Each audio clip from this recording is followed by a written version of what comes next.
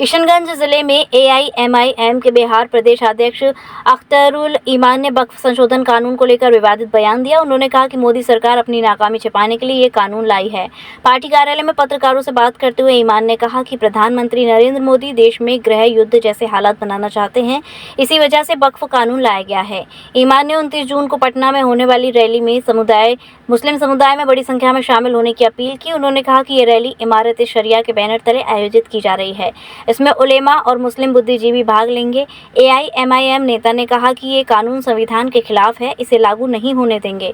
उन्होंने लोगों से रैली में पहुंचने की अपील की। कानून वक्फ तरमीमी एक्ट 2025 के खिलाफ अमीर शरीयत बिहार, उड़ीसा, झारखंड व बंगाल जनाब अहमद वली फैसल रहमानी साहब ने 29वीं तारीख को एक अजीमुस्शान कॉन्फ्रेंस करने का फैसला लिया है और गांधी मैदान में ये कॉन्फ्रेंस होनी है। तो इसलिए मैं सीमांचल के तमाम तर लोगों से, बिहार के तमाम तर सेकुलर और मुस्लिम लोगों से, सीमांचल और पूरे बिहार के तमाम तर एमआईएम के कारकुनों से ये गुजारिश कर रहा हूँ कि उठिए, इस काले कानून के खिलाफ अजीमुस्शान मुजाहरे को कामयाब बनाइए।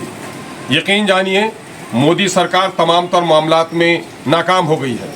किसानों की दुर्गत खराब हो गई है, बेरोजगारों को वो रोजगार नहीं दे सके हैं। अपनी तमाम तर नाकामी को छुपाने के लिए हिंदू और मुसलमानों के दरमियान में नफरत फैलाने की एक नापाक कोशिश मोदी कर रहे हैं और ये काला कानून उसी के जुमरे में देखा जा सकता है। हिंदू और मुसलमानों में नफरत फैलाने के लिए उन्होंने सीएए का काला कानून बनाया, उनका कारोबार अच्छी तरह से नहीं चल सका। तलाक के कानून पर भी उनको कामयाबी नहीं मिली। अब ले दे करके उन्होंने मुसलमानों की वो जायदाद जो उनके बाप दादा ने अल्लाह के नाम पर वक्फ कर दी है, जो दरअसल अल्लाह की जायदाद है, उस पर मोदी सरकार ने एक खाना जंगी पैदा करने के लिए गृह युद्ध मैंने सिविल वार की कैफियत पैदा करने की उसने कोशिश की है। चूँकि मजहबी मामला मंदिर का हो, मस्जिद का हो, कलीसा का हो, गुरुद्वारा हो, अपने घर से और अपने जान से ज़्यादा प्यारा इसको समझता है। आज जब कल के दिन में मस्जिदों की ज़मीन पर कब्जा होगा, कब्रिस्तानों पर कब्जा होगा, खानकाहों पर कब्जा होगा, तो यकीनन है कि खाना जंगी बढ़ेगी। इस वक्त देश के अंदर में ज़मीन की कीमत बढ़ी है, चाहे वो कृषि भूमि हो, चाहे आवासीय भूमि हो, चाहे कारोबार की भूमि हो, हर तरफ ज़मीन की कीमत बढ़ी है और ज़मीन के मामले में ही 90% मुकदमात आज चल रहे हैं। इसलिए मोदी सरकार ने तुरुप का पत्ता खेला है कि उन्होंने कहा है उन फिरका परस्तों को कि कल कहा था कि सीए के जरिए से इनको बांग्लादेश भगा देंगे, इनकी ज़मीन पर तुम कब्जा कर लोगे, है ना। वो तो उनका नाकाम हो गया, वो तो अगले उनका पुनर्जन्म भी होगा तो नहीं कर पाएंगे वो।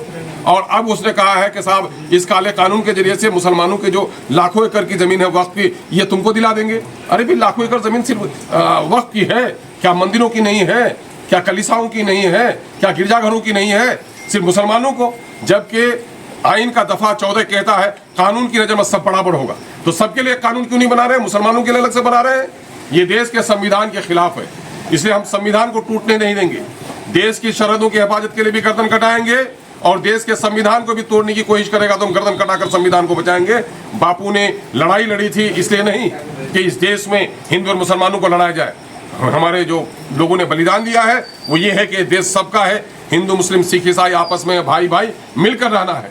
इस हमारे बुजुर्गों के सपनों को जो तोड़ेगा हम उनके सपनों को तोड़ेंगे। यही वजह है कि इस काले कानून के खिलाफ लोगों को जाना चाहिए। अगर चाहते हैं कि इज्जत से उनकी टोपी बचे, उनकी दाढ़ी बचे, उनकी मस्जिदें बचें, उनके खानकाहें बचें, उनके मदारिस बचें और मरने के बाद कब्रिस्तान में आसानी से उनको दफनाया जा सके, तो आज उठना पड़ेगा। अगर आज नहीं उठेंगे तो कल इसका बड़ा नुकसान होगा।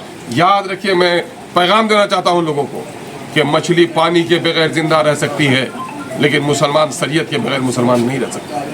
Jaswant telecom mobile repairing, parts एवं मोबाइल एक्सेसरीज के थोक विक्रेता। हमारे यहाँ कुशल इंजीनियरों द्वारा हर प्रकार के Samsung, iPhone, Nokia, Vivo, Mi, Honor, Oppo, Motorola आदि मोबाइल की बेहतरीन रिपेयरिंग की जाती है। अब आप अपना मोबाइल रिपेयरिंग कराएं विद ओरिजिनल पार्ट्स के साथ। जसवंत टेलीकॉम, हमें आईफोन स्पेशलिस्ट, हाईवे प्लाजा के सामने, मंडी चौराहा, मथुरा।